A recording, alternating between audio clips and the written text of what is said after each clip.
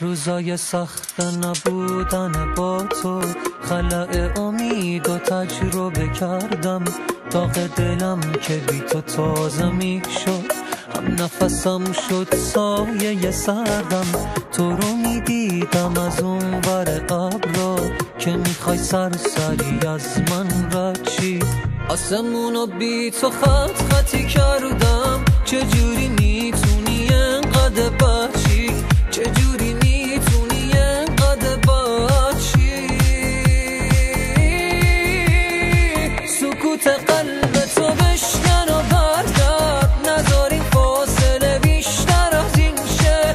نمیخوام مثل گذشته که رفتی دوباره آخر قصه همین شه. سکوت قلب تو بشکن و برگرد، نذار این فاصله بیشتر از این شه. نمیخوام مثل گذشته که رفتی دوباره آخر قصه همین شه.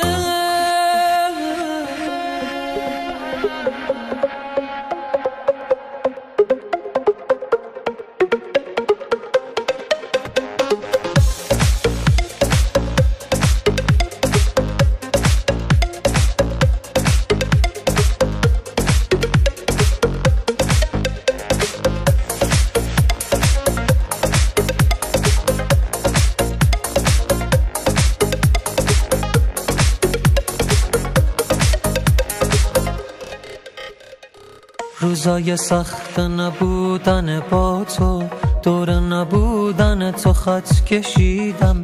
تازه میفهمم اشتباه همین بود، چهره عشقم و غلط کشیدم. عشق تو دار و ندار دلم بود، اومدی دار و ندارم و بردی.